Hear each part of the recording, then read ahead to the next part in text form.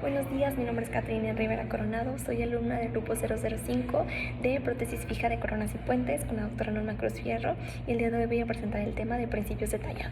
Antes de comenzar debemos saber que estos 5 principios son muy importantes, ya sea para cualquier restauración que vayamos a hacer, ya sea alguna corona, algún puente, son esenciales estos 5 principios. Nos van a ayudar a hacer toda la ejecución correctamente, adecuada y tener una mayor tasa de éxito en nuestra preparación. Vamos a empezar hablando del primer principio, conocido como preservación de la estructura dentaria. Este principio es muy importante. Nosotros siempre tenemos que tener en cuenta que nosotros al realizar una restauración debemos preservar toda la estructura dental remanente o toda la estructura dental sana. No debemos de sacrificar innecesariamente esas superficies que aún están completas, ¿sí? Hay veces o hay casos en los que hay una excepción, por ejemplo es el que les puse, el onlay.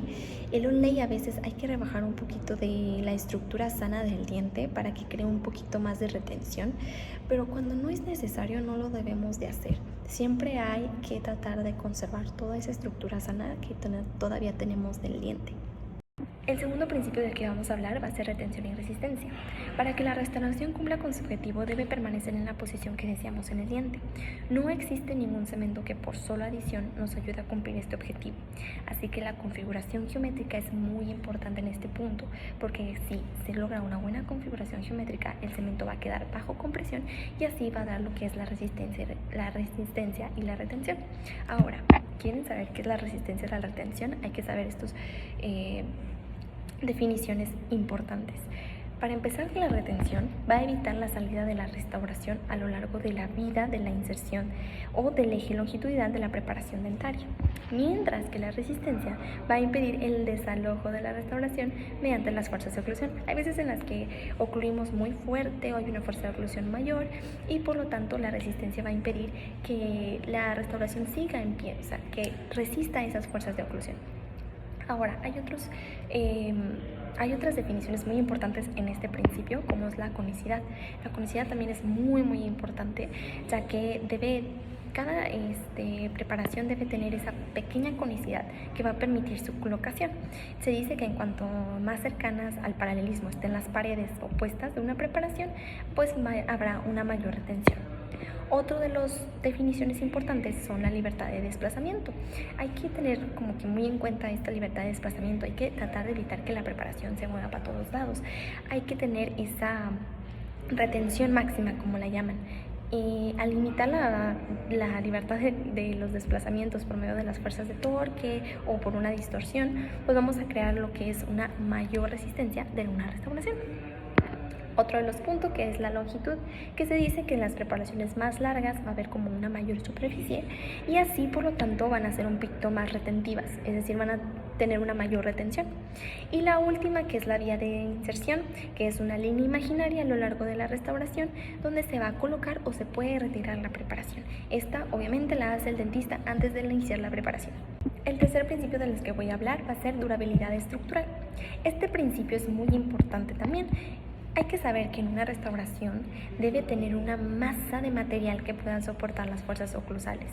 Debe de quedar confinada en el espacio creado por la preparación y de esta forma ya la oclusión va a ser un poquito más armoniosa y vamos a tratar de evitar problemas periodontales a la larga. Esto se va a lograr gracias a 3 cositas.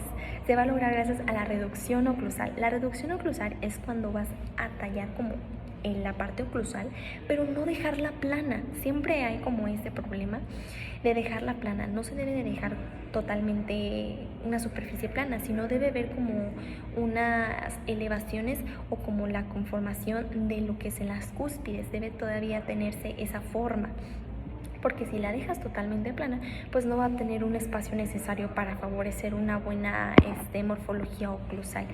Entonces eso hay que tenerlo muy en cuenta. Lo segundo es el bisel de la cúspide funcional. Este bisel debe ser ancho, ¿sí? Debe ser un bisel ancho para que así se proporcione espacio para una masa adecuada para la oclusión. Si el bisel no es ancho, lo que va a pasar es que puede ocurrir diversos problemas, dar lugar a diversos problemas funcionales y esto no es lo que queremos. Y luego está la reducción axial. Se dice que la reducción axial, si no se realiza correctamente y se dejan las paredes muy delgadas, pues nos llevaría a sobrecontornear la restauración y así vamos a perjudicar gravemente al periodonto. Aquí les voy a mostrar las imágenes. A mi lado izquierdo, en la parte de arriba, se va a encontrar lo que es la reducción oclusal.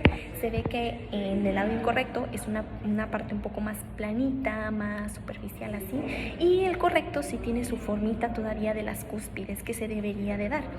De mi lado derecho se va a encontrar lo que es la reducción axial. Se ve que lo incorrecto es de que no estén así tan planitas las paredes, sino que todavía tengan un poquito de forma. Y al último, en la parte de abajo de mi izquierda, se va a encontrar lo que es la cúspide que se debe de biselar en la cúspide funcional. El cuarto principio del que voy a hablar es integridad marginal. Para que la restauración sobreviva en el entorno biológico de la cavidad oral, debe respetar el margen gingival.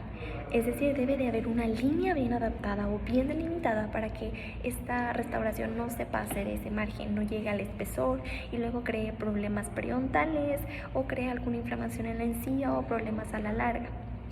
Para esto hay una configuración de líneas de acabado, que son 3, que es las que les presento: chamfer o chafán, hombro o fila de cuchillo. La primera es una línea de acabado que se prefiere para restauraciones totalmente de metal. Se puede tallar ya sea con una fresa de diamante redondeada o con una fresa de diamante en forma de torpedo, y es aquella que presenta la menor tensión. La que sigue, que es la de hombro, es una línea de acabado elegida para coronas totalmente de cerámica. Va a proporcionar resistencia a las fuerzas oclusales y, desgraciadamente, va a requerir que haya mayor destrucción dentaria. Es algo que no queríamos, algo que hablábamos en el primer principio, pero a veces es necesario, como ya se los había mencionado.